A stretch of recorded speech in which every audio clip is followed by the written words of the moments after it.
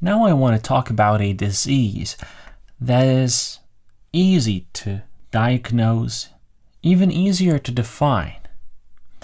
But yet the causes of that disease are complicated, many, and hard to find. The implications are even harder to figure out. The disease is anemia. Anemia is basically a disease that affects the hemoglobin concentration. In other words, the anemia is defined as a reduction in hemoglobin concentration in our blood. If the concentration is below 11 grams per deciliter, then we can diagnose a patient with anemia. So what is hemoglobin? Hemoglobin is a protein in our red blood cells that is responsible for carrying oxygen. So those would be our red blood cells. This is how they look like. And then inside of these red blood cells, we can find hemoglobin as a protein, and it carries oxygen from our lungs, for example, to our brain or our hands or other parts of our body. So hemoglobin is a very important protein.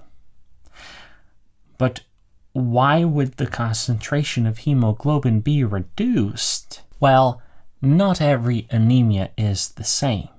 You see, from kidney failure to cancers, so kidneys in our bodies are responsible for production of red blood cells. Also, internal bleeding in our gastrointestinal tract. So here you have the esophagus and then the stomach over here. Bleeding in these organs can cause reduction in these red blood cells. So we're talking about the production of these red blood cells that can be decreased due to kidney failure, but also losing your blood through internal bleeding. Cancers and inflammation can also inhibit the production of these erythrocytes, that is, the red blood cells. The causes for anemia are many. Maybe you're capable of producing these red blood cells, but you don't have the molecules which are required for production of the hemoglobin. There are two major things when it comes to anemia. One truly important thing is to determine what type of anemia it is. And then the second thing is, well, that can help us as well to figure out what is causing that anemia. Not skipping these two things is really important. It can literally save patients' life. So the standard procedure once anemia has been diagnosed is to look at the so-called MCV value. The MCV value in the blood tests is basically telling us how big these erythrocytes are, these red blood cells. The MCV value basically stands for mean corpuscular volume. Mean corpuscular volume. So, if the mean corpuscular volume is low, right? If the mean corpuscular volume is low, then we must check for the value called ferritin. And based on that value, we can tell if the patient lacks iron. If the ferritin is low, and if the MCV is low, then we can assume, yes, the patient has the low iron. And iron is required to build erythrocytes, functional erythrocytes. But if the patient has an increased or normal ferritin, so we've first realized that the MCV value is low, Then we checked for ferritin and it was normal or increased. Well, then the patient could have thalassemia, which is a genetic disorder. So if the ferritin is increased, we're looking at a genetic disorder, which the patient inherited from the parents. Well, other forms of anemia can be explained with other tests, but this one is particularly important because it is very common. Low iron, low MCV value, and low ferritin value. So reduced MCV and reduced ferritin indicate low iron, but is it really that simple?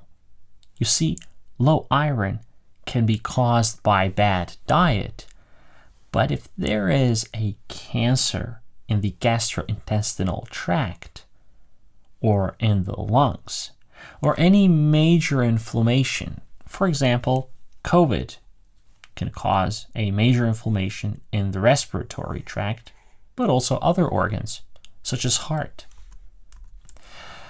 Our iron values and intake from our gastrointestinal tract can be reduced. And that is very important. Why? Because it is often overlooked. A doctor diagnoses a patient with reduced MCV and reduced ferritin, and then assumes, okay, low iron values, it gets confirmed, and then just prescribes medication, and that's it. It might increase the symptoms temporarily, but what if there is this underlying condition that has caused something like that? One reason why it is so tricky with this condition is that, it's just that my iron is low, and people associate it quickly with the diet that they're having, and they just think, I need to improve my diet, or I'll just take some supplements and it's going to work out. It might work out temporarily. The major problem is if there is something catastrophic, as a cancer or internal bleeding, the patient can die. So it is really important to investigate this further, to search for this underlying cause. Besides that, iron deficiency anemia can actually come with normal iron levels, and other lab tests can confirm it. So besides these other lab tests, it's important to do other investigations to search for the cause. If you're a doctor and if you want to make videos like these, then make sure you go to Symptomsky.com. But if you're a patient or a person who's interested in anemia, you have more questions, then go to Symptomsky.com/help/anemia.